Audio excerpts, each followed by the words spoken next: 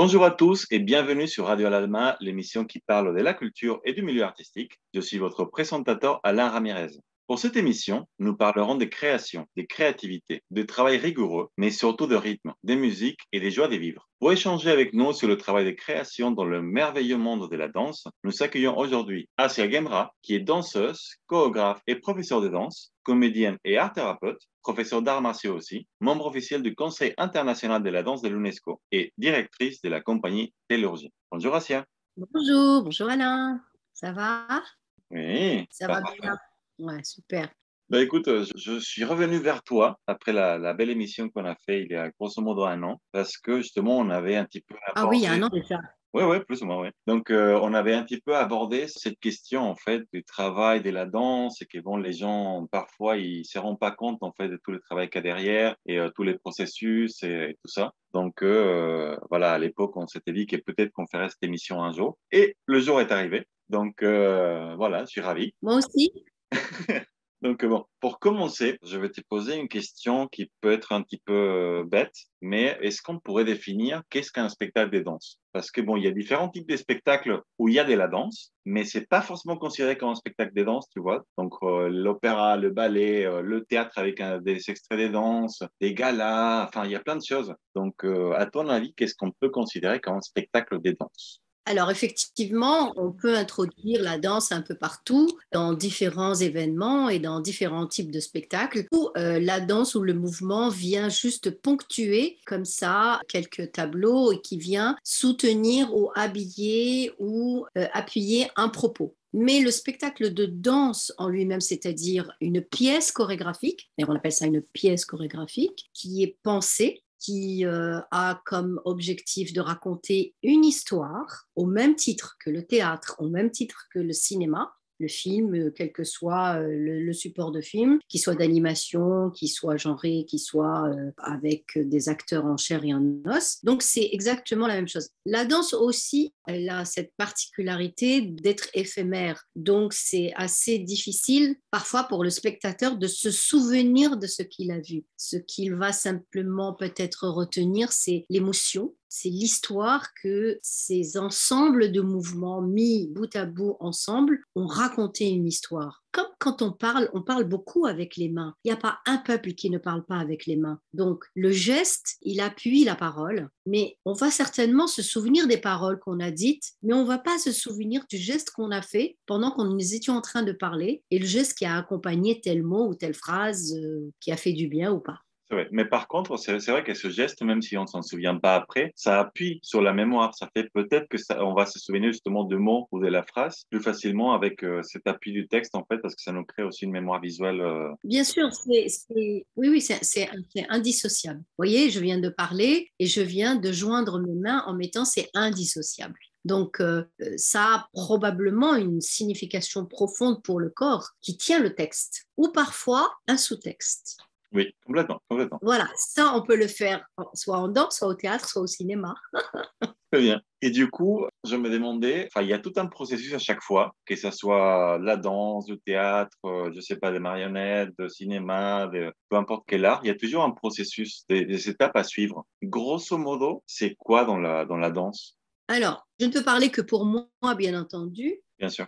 Bien sûr, si je veux aller dans un processus créatif, dans une création, j'ai besoin de me raconter une histoire. J'ai besoin d'aller chercher, en tout cas, quelque chose qui va m'inspirer. Donc, à partir de cette histoire, soit elle vient de moi, de mes mémoires anciennes et de mon histoire, soit je peux adapter quelque chose. C'est-à-dire, quelqu'un a écrit une histoire et je peux aller l'adapter comme le fait le théâtre ou le cinéma. Bien entendu, il est certainement plus facile quand ça vient de nous. Enfin, quoique, des fois, non, c'est pas plus facile parce qu'il faut vraiment se remémorer des choses et les mettre en forme. Pour nous, c'est clair, mais il faut le mettre en forme et le clarifier pour le donner à voir et à comprendre à l'autre. Je dirais que ça, c'est une des choses, des premières choses fondamentales. Après, il faut choisir sa danse, quel style de danse. vers quoi on va. Bien entendu, on va s'exprimer avec la technique du style de danse dans laquelle on est habitué à travailler. Cela ne nous empêche pas d'aller explorer d'autres formes de danse, d'autres mouvements, d'autres styles de danse, ou même de fusionner. Donc ça aussi, c'est très intéressant. Mais c'est quand même encore une autre façon de travailler.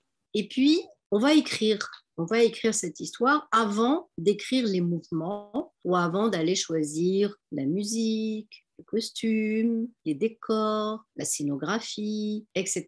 Et bien sûr, le plus important, les interprètes qui vont, évidemment, si on est en solo, ça va, il n'y a pas de souci. Donc, quoique le travail soliste est un travail qui est un exercice très difficile, mais on va choisir les interprètes. Et choisir les interprètes, c'est pas de tout repos parce que il faut aller chercher quelqu'un qui comprend ta sensibilité, qui va suivre ce que tu es en train de dire, qui va rentrer dans le texte comme un comédien va habiter un texte. Et c'est passionnant, ça, bien entendu. Ensuite, il y a toute l'écriture. Alors, la difficulté du mouvement, c'est que comme il ne s'écrit pas vraiment, bien qu'il existe des écritures, parce que la mémoire du mouvement, elle est difficile, elle est voire impossible dans le temps, parce qu'elle est celle de l'immédiateté. Donc, comment écrire, à l'instar de la musique, il y a une notation bien définie avec des notes de la gamme. Il existe quelques écritures. Je peux par exemple citer les techniques de notation cinétographie Laban, donc Rudolf Laban, qui a publié ça en 1928. Et ça donne vraiment une technique d'écriture, mais cela veut dire qu'il fallait se former à cette écriture de Rudolf Laban, qui est très, très, très, très, très, très difficile à avoir.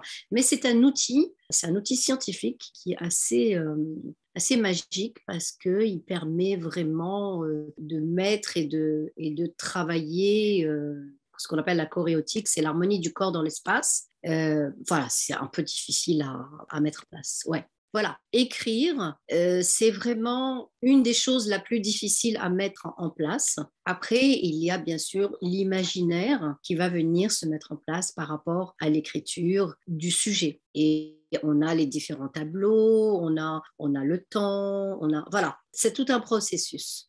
Et dans ce processus, du coup, je me posais la question. Bon, je comprends, du coup, il y a un gros travail en amont avant d'aller sur le plateau, on va dire. Mais une fois sur le plateau, une fois que tu as cette histoire, que tu as grosso modo le type de tableau et le nombre de tableaux et qu'est-ce qui va se passer dans chacun, ou enfin l'évolution de cette histoire que tu vas raconter, ça vient dans quel sens? C'est-à-dire que tu improvises sur une musique ou c'est la chorégraphie que tu crées de base, doucement, et après tu vois quelle musique peut aller avec? Ou est-ce que ça se fait en même temps? Oui, alors ça dépend. Le processus de création, c'est très énigmatique. Alors, cela peut se faire en plusieurs étapes. Pour moi, ça peut partir d'un seul jet, ça m'est déjà arrivé, ou alors les étapes sont diverses et cela dépend vraiment beaucoup si ça vient de moi. Par exemple, si c'est ma propre création, si par exemple, là je remonte carrément avant, par rapport à ta question, avant d'arriver sur scène. Oui. Comment s'est faite cette création? Si par exemple c'est une programmation, est-ce qu'on m'a demandé cette programmation seule ou dans un festival ou avec d'autres artistes? Le système de création ne va pas être le même, tu vois. Si je prends, je vais te donner un exemple concret. J'ai monté donc une création qui s'appelle Noun, la danse des éléments ou le voyage des oiseaux. Donc c'est une création que j'ai donnée dans plusieurs théâtres, l'Institut Monde Arabe et là dernièrement à l'Opéra d'Alger. C'est une création qui m'a demandé beaucoup, beaucoup, beaucoup, beaucoup de temps. Pourquoi? Parce que c'est quelque chose qui m'a habité longtemps, parce que je me suis inspirée des poèmes épiques de Farid Eddin El-Attar, qui a écrit Le langage des oiseaux, dont Jean-Claude Carrière a tiré la conférence des oiseaux. Ensuite, du fait de mon parcours avec les arts martiaux, le tai chi, le qigong, je travaillais sur les éléments, l'eau, la terre, le feu, le bois, l'air, l'éther, parce que bien sûr, ça résonne en moi. Mon autre parcours qui était les beaux-arts et donc la peinture, la calligraphie. Et pour moi, j'ai fait une espèce de syncrétisme entre tout ça. Et ça m'a demandé vraiment beaucoup de temps de réflexion pour mettre tout ça en place. Et je ne peux pas dire quels seraient les pas à suivre parce que vraiment cela dépend, comme je disais tout à l'heure, cela dépend. Après, une fois qu'on y est, il y a eu bien sûr tout un travail en amont. Là, ta question, pour moi, elle viendrait vraiment à la fin. parce qu'il y a eu tout un processus créatif avant de monter sur scène. Il y a eu comment est-ce que j'ai pensé le mouvement, comment est-ce que j'ai pensé le décor, comment est-ce que j'ai pensé le costume, etc.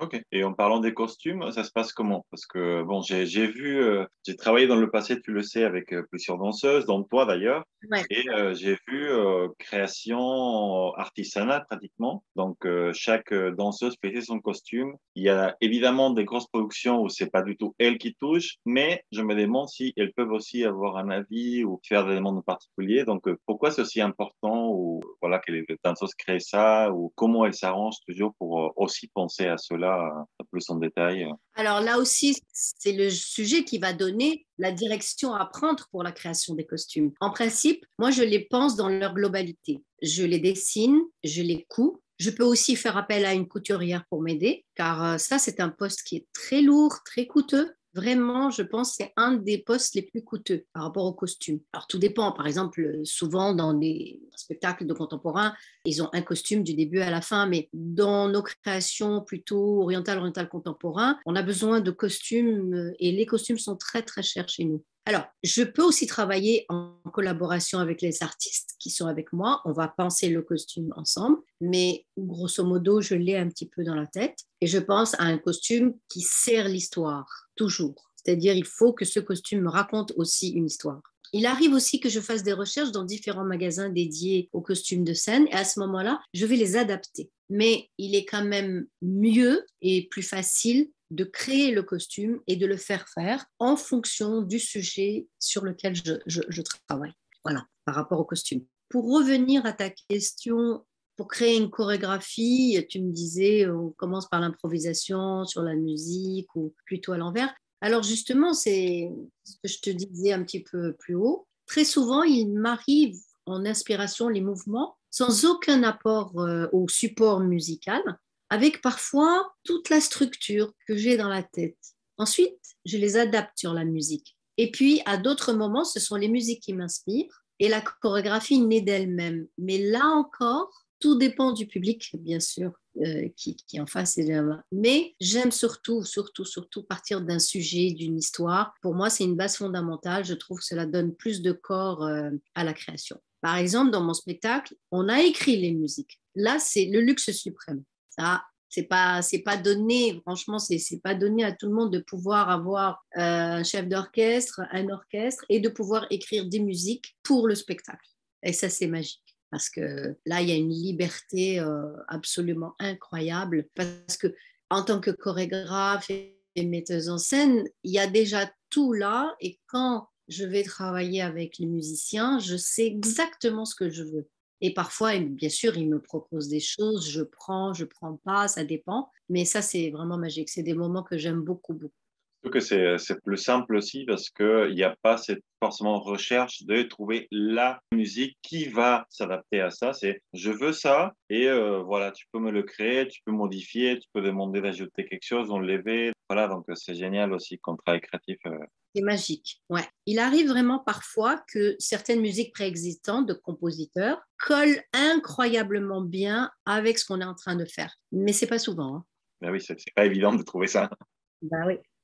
Euh, pour poursuivre un petit peu avec cette création, moi j'ai eu deux cas de figure. Bah, tu sais, je fais aussi la technique de temps en temps et tout ça, les créations de lumière et tout. Je travaillais un certain moment avec toi et avec d'autres danseuses, de travailler sur deux choses bien différentes. Et je me demandais ce qui est le plus habituel. J'ai eu le cas de figure où je faisais la création de lumière en regardant les dernières répétitions et en adaptant par rapport à ça, proposant aussi à la chorégraphe metteuse en scène de voilà de faire ceci à ce moment-là, de faire des lumières ponctuelles et tout ça, quelque chose de plus théâtral parce que là du coup j'avais fait vraiment des créations plus pensées, des façons théâtralisées.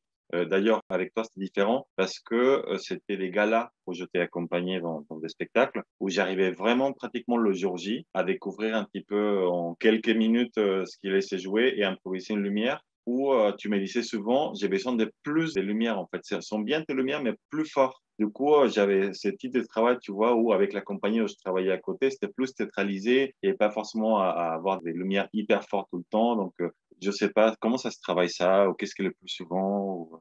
Bah, justement, tu viens de le dire, tout dépend de la création Tout dépend de ce qu'on est en train de faire. Est-ce que c'est pour une création théâtrale voilà, bien définie? Est-ce que c'est pour une pièce chorégraphique? Est-ce que c'est pour un gala? Est-ce que c'est un festival? On n'éclaire pas de la même manière. Et oui, bien sûr, sur l'éventuel travail scénographique et les lumières, ça c'est super important et je connais bien ce processus puisque je suis aussi comédienne. Et l'écriture chorégraphique, elle s'inscrit de fait dans la dimension spatiale. Et je dois avouer qu'il faut posséder les éléments de l'écriture scénographique. Donc il faut se former dans cette direction. Absolument. J'ai pris ce temps-là pour me former et ça m'a passionnée. Et le décor est une partie intégrante de la création. Il faut aussi savoir ce qu'est un décor. On n'improvise pas un décor comme ça qui vient se poser, surtout pour la danse qui a besoin de beaucoup d'espace. Oui.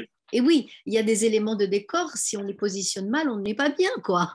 Donc cela peut aussi influencer dans la création du mouvement et des chorégraphies. Parfois, je fais les deux. Parfois, je pense ma chorégraphie, etc. Et je pense la scénographie après. Mais souvent, la scénographie, elle est en parallèle avec ce que je suis en train de faire. La scénographie, donc c'est un métier à part entière, hein, attention. Hein. C'est vraiment, on peut prendre un scénographe pour ça. Et souvent, dans les spectacles de danse, on ne prend pas cette dimension en compte et parfois, ça pêche un petit peu. Et bien sûr, la lumière, la lumière, la lumière, que je considère comme étant 50% du spectacle. Absolument. J'aime beaucoup, beaucoup, beaucoup ce travail. Là aussi, j'ai dû me former au rudiment de l'éclairage, pas pour devenir éclairagiste, non, mais juste pour pouvoir parler le même langage que l'ingénieur lumière qui travaille en amont avec moi. D'ailleurs, tu as fait l'expérience. Quand je dis je veux tant de pourcentage, je veux le fond, je veux la face, je veux le contre, je veux les rasants. Ça s'apprend et c'est magnifique d'apprendre ça. Et du coup, effectivement, si c'est une création, je travaille avec un ingénieur lumière au moins une semaine pour vraiment comprendre le spectacle parce qu'il va faire la création en fonction de ce qu'on est en train de faire. Et là, oui, il y a des spectacles magiques qui naissent de ça. Et quand je vais voir des spectacles et que je fais très attention à la lumière, parfois je me dis, ah, tiens, c'est dommage que... Ou parfois je me dis, oh, c'est magique, quoi. Voilà, il y a les deux. Voilà. Dans tout ce mélange de facteurs entre bon, l'écriture, l'histoire, la danse, la musique, la lumière, tout ça, il y a une chose particulièrement dans tes créations aussi, par ton passé, par ta formation et tout ça, c'est que, comme je disais en introduction, tu es aussi professeur d'arts martiaux. Oui. Est-ce qu'il y a une influence directe, voilà, assumée dans tes spectacles comme ça, ou tu essayes d'éviter de mélanger trop, ou justement tu essayes à tous les coups d'essayer de choper un petit morceau ou une idée, un principe de ça sur tes spectacles? Et comment? Bien sûr. En effet, les arts martiaux, ils ont une place très, très importante dans ma vie depuis mon enfance. J'ose dire même qu'ils m'ont tout donné. Ils m'ont donné la maîtrise de soi, le renforcement du corps physique et mental, le travail dans l'espace, la stabilité, l'ancrage. Tout ça, c'est super parce que ça m'aide énormément dans ma danse. Surtout que maintenant, je suis une femme bionique, j'ai 2 prothèses, donc je suis allée chercher au fond de moi, tout ce que j'ai travaillé comme ancrage pour me remettre, on va dire, sur les rails. Ça va bien, hein, je bouge bien, heureusement. Dans ma création Noon, il y a beaucoup d'éléments d'arts martiaux dans la gestuelle. J'ai un tableau entier dédié notamment à celui du fer, parce que je travaille sur les éléments. Et le tableau du fer, là, je suis carrément partie sur une gestuelle martiale dansée. Et c'est drôle que tu me poses ça parce que quand j'ai débuté, c'était en 1979, je devais créer des tableaux de danse dans une pièce de théâtre. J'étais pas expérimentée encore et puis c'était au théâtre de la Bastille, anciennement théâtre de la Roquette. Et je me suis inspirée d'un kata. Donc j'ai pris un kata. Un kata, pour ceux qui ne savent pas ce que c'est un ensemble de mouvements coordonnés, codifiés dans un espace donné et qui est un combat imaginaire contre un ou plusieurs adversaires. J'ai pris un kata, ce qu'on appelle les katas supérieurs, assez long, et je l'ai transformé en mouvement dansé. Et en fait, il y avait toute la structure d'une chorégraphie dans l'espace. Je n'ai fait que modifier l'énergie du mouvement et je l'ai dansé. Je n'ai rien changé, j'ai tout respecté. Et ça a donné une chorégraphie. Et je me suis beaucoup inspirée des diagrammes pour créer mes propres chorégraphies après. Donc voilà, mon support martial, où est-ce qu'il m'a mené. C'est parfait. Ben oui. Et je continue encore tous les étés. Je vais faire mes grands stages de 10 jours, tous les jours, intensifs. Ça, c'est quelque chose, c'est mon petit jardin secret voilà, je vais me régénérer là-dedans. D'accord, ouais, c'est génial. C'est génial. Mm. C'est vrai que je vois ça aussi. Et oui, oui, c'est très, très intéressant. Je sais que tu fais des stages assez souvent. Donc, pour ceux qui nous écoutent, évidemment, cherchez tout ce qu'elle fait Asia et inscrivez-vous. Ça se remplit vite, donc allez-y, dès que vous voyez passer l'info. Il y a toutes les infos sur ma page. Ok, bah écoutez, allez-y. Voilà.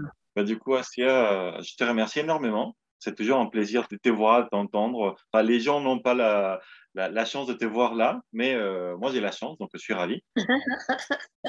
C'est gentil, merci à toi, merci de penser à moi encore. Et puis, bravo, bravo pour tes émissions, c'est chouette. Merci, merci. Du coup, bon, évidemment, à tous ceux qui nous écoutent, je vous invite déjà, comme on vient de le dire, à suivre Asia et voir tout ce qu'elle fait, vous inscrire au stage qu'elle donne, suivre les spectacles qu'elle fait qui sont très beaux, très honnêtement. Donc, allez-y. Et aussi, comme d'habitude, je vous invite à cliquer le bouton souscrire de cette chaîne, à appuyer sur la petite cloche, comme ça vous aurez, quand il y a un nouvel épisode avec Asia ou avec d'autres gens, à liker la vidéo, à la partager, laissez-nous vos commentaires et si vous avez des questions, évidemment, on pourra vous répondre. Et sur cela, je vous souhaite une très belle semaine et on se retrouve la semaine prochaine pour un nouvel épisode. À bientôt. À bientôt.